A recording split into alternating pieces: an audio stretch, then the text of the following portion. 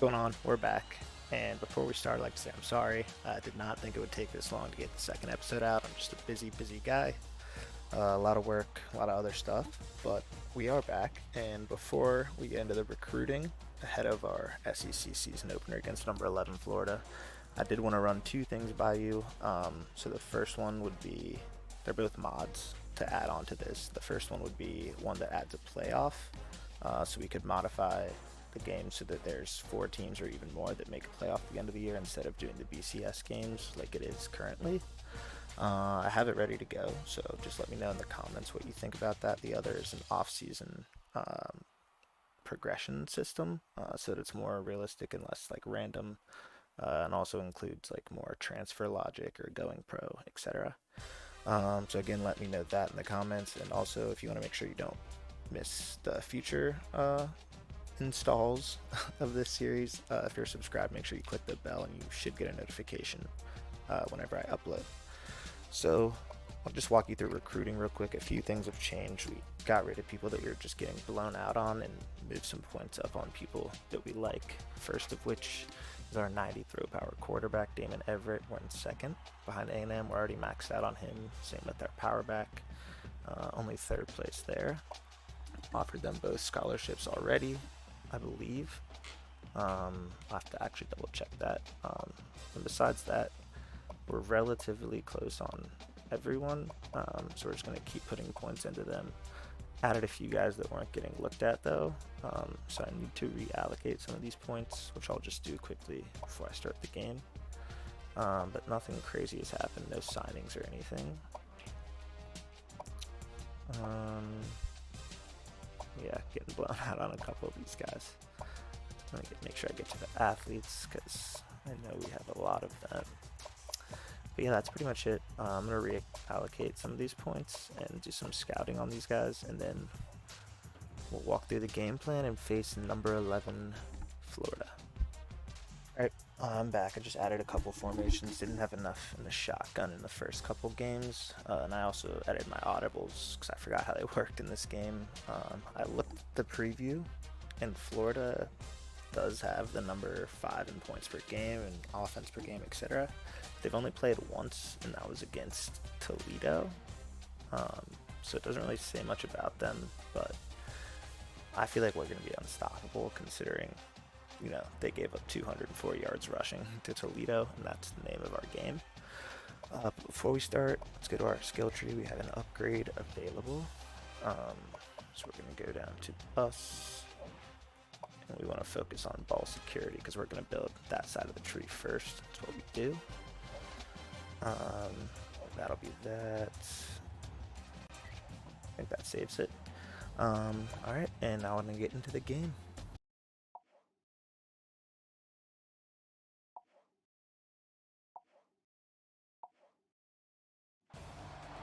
Glad to have you with us in the studio. I'm Reese Davis, bringing you the EA Sports NCAA Football 14 pregame show presented by Nissan. Innovation that excites. Both of these teams rank among the best passing offenses in the country. That's to be expected with these two coaches in charge. Both of them innovative offensive gurus. Not that they totally abandoned the running game, but they are on the cutting edge of the latest in the passing offense. Thanks for checking out the pregame show. NCAA college football action coming up next with Brad and Kirk on the call. David and I will see you at halftime.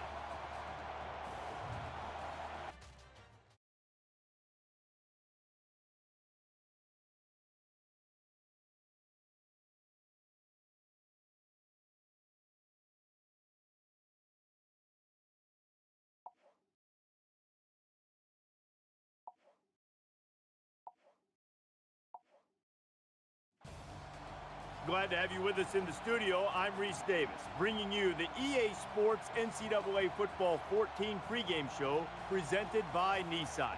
Innovation that excites. Both of these teams rank among the best passing offenses in the country. That's to be expected with these two coaches in charge. Both of them innovative offensive gurus. Not that they totally abandoned the running game, but they are on the cutting edge of the latest in the passing offense. Thanks for checking out the pregame show. NCAA college football action coming up next with Brad and Kirk on the call. David and I will see you at halftime. It's time for some fierce SEC action. We're really excited you could join us today for another great college football rivalry. Before we head down to the field for the coin toss, we'd like to remind you this game is brought to you by Coke Zero. Real Coke taste, 0 calories. Enjoy everything.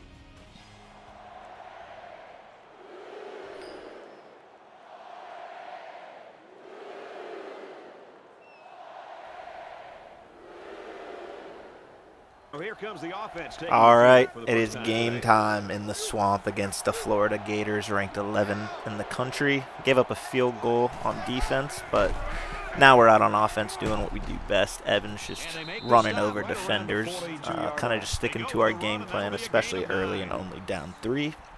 Joe Milton, also, if you don't remember, he's not the greatest quarterback in the world, has a really strong arm, and his wheels have been surprising me lately. But there's play action, set it up. Kind of a risky toss there, but we let our playmakers make plays here at the University of Tennessee, and Milton just drills Jones, who makes a dive and grab. Pretty nice looking catch there. Now we're going to move ahead here to another 1st and 10, and Evans is just swallowed, kind of figuring out our run game, but we had to stick to it to keep him honest, especially to open up the play action in the second half. Big 3rd and 9 here. Crowd's getting loud. We're just going to try and run slants, especially if they try to plug up the middle, because we've been running it almost every play. Milton feels some pressure, rolls out, sees a receiver at the last second, but he's really not a scrambler and just can't really throw on the run as well, so that's going to be a turnover, or, field goal. And then we actually got a punt return for a touchdown. So we have the lead here now. Milton trying to show his wheels, but like I said, he's not too impressive, but he can make plays. Now we're going to hit him with the draw here on an obvious passing down, and Evans picks up the first. So the game plan's working. Got kind of lucky with that touchdown, but we have the lead. Now another big 3rd down here in the middle of the second quarter. Milton calling some audibles, looking left, looking right. Feels the pressure, and that is just going to be incomplete in the backfield, and we're going to have to punt it away. 2nd and 10, Milton showing those wheels that I talked about earlier on the read option. Kind of got decked there at the end, but if they're Kean Williams all game like Florida did, he's more than capable of taking that read option and running himself. And now we're going to try and run a quick little screen to our speedy Hyde on the outside, pick up the first. He just misses it. But Milton wants to stay on the field. He's going to call the hurry up and run a sneak right at the middle of the defense here. We have that as one of our audibles for situations just like this. He snaps it, and he's completely stuffed, and we turn the ball over on downs. Those are the risks we're going to take. We're an aggressive play caller, even if we run a lot. And our defense actually gives up a touchdown there. So it came back to bite us. Feeling more pressure on another 3rd down. Can't complete that, and it's another 3 and out for our offense, who's now right back out on the field after giving up another 3 points. Read option again. I keep telling you guys, Milton is capable. Picks up another 10 there. 2nd and inches. This is an obvious time for a shot, and we're going to go for it. We've been setting it up all game, and Hyatt's just faster than the corner on him. He's one-on-one out there. Milton audibles to him to a go route.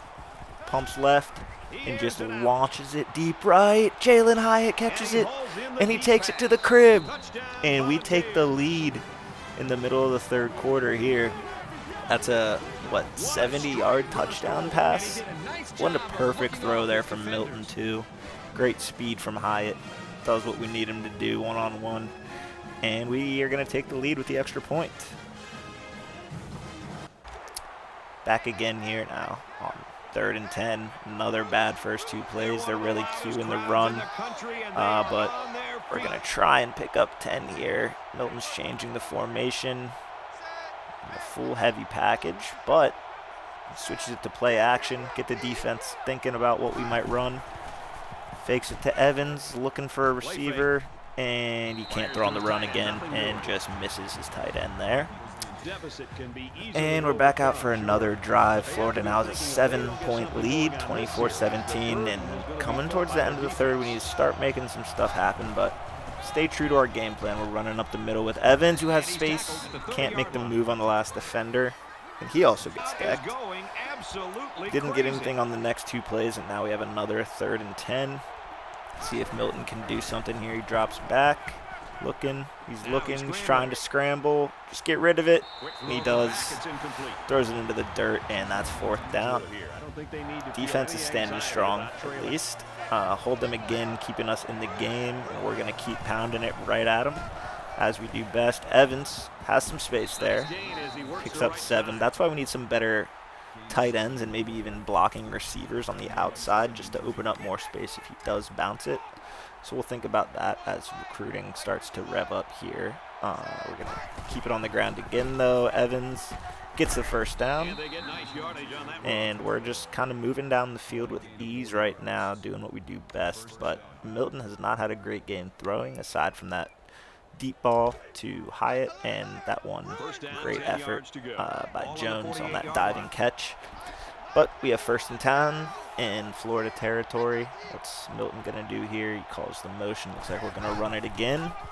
Evans, following his blockers, picks up another good chunk. We're taking away clock as well, so that if we do score, we can hopefully do it commandingly and scare the Gators. Pass play here, looking. Ooh. That was an accident there, but we're going to roll with it. We're running it now. It's first and 10 later in the fourth quarter. Still down 7. I'm not sure what that cut was there. I don't know what happened on that play, but I'm guessing we ended up punting or giving the ball away. But now we're starting to feel some urgency, so we're going to run the hurry up after that 8-yard gain on first. This is another passing situation. Milton fakes it again, looking for a receiver, and hits Hyatt on a beautiful comeback route, and also stops the clock. Let us reset a little here. Let's see what we drill. As you can see, Milton's only 5 of 15. So not the best game. Another keep because they just keep keying Evans, which anyone would. He's just a great running back, especially in between the tackles. But Milton's also great, and he's picking up 9 on that every day. Sees another hole here on the pass and just kind of makes something out of nothing. Doesn't even look for a receiver, it looked like. Just kind of stepped up in the pocket and took off. And another first down run for Milton. Now we got 2nd and 5. It's play action.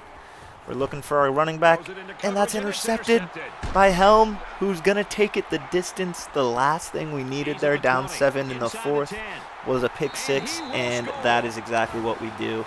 He had an opening for a second to try and hit Evans, but a great play by Helm, just cutting on that ball, and now we're in trouble. We need to cover a 14-point deficit here with 5 minutes left. That doesn't play into our game plan of running the ball, so now it's all going to be on Milton's shoulders as he comes out here. 3rd and 21 after a big sack. Throws it, and Helm again is all over Hyatt deep. And that is going to probably be our last chance at salvaging this game. Now we just have to try and cover the spread for everyone that trusted us and bet on us. So we're going to try and come out here and make this a little less embarrassing. Milton looks for a receiver deep, thinks he has him beat, and he does, but he just overthrows him. A little too much throw power there and not enough accuracy. Now it's 4th down, pretty much the last gas for us, and throw that into double coverage, trying to make something happen, and it's going to be a turnover, and I believe that's it for our offense. We actually got some fumble 6 on like an onside kick or something, but they scored also. I believe the final score is 42-23, but of course, the play of the game here is Helm on that pick 6 in their own territory while we were driving to try and tie the game up. That stings. We're going to have to go back to the drawing board. It definitely showed a lot about Milton, who is going to be our quarterback next year too, so we're really going to have to hope he has a good offseason and also start recruiting someone that's going to be able to make plays like that in a big game. He did have a big throw early, but was definitely not clutch there late for us. So we reached a few goals. We scored 23 points, but defense was holding them. We just gave them the ball too much, 41 points, but it wasn't as bad as that sounds. Milton, 6 of 23, just a horrible game. Evans even had a big first half, but only 17 for 75, no scores. Not much the receivers can do when they aren't getting the ball thrown to them. But the defense there stood their ground for as long as possible. That's got to be on us. We just got to be better, and we can't get down early and start relying on the passing game, which that pick 6 really screwed us over. So that's going to be our first loss of the season. Just checking out Emory Jones and the rest of Florida stats since we don't play defense. He had a hell of a game, as you could expect. He was supposed to be much better in real life this year. But the Gators are no joke in real life, even though they've had, I think, 3 losses now. So, I mean, it's a little come down to earth, reality check, whatever you want to call it. We're going to drop to 3-1. Definitely not going to be ranked. That was a big one for us. And also 0-1 in the SEC. So we're probably going to have to win out if we even want a chance at winning the SEC. So we're going to load out the game here and just check some of the big games around the country and some more in-depth stats from our own game. Nothing really crazy happened around the country, but the players of the game, there you go.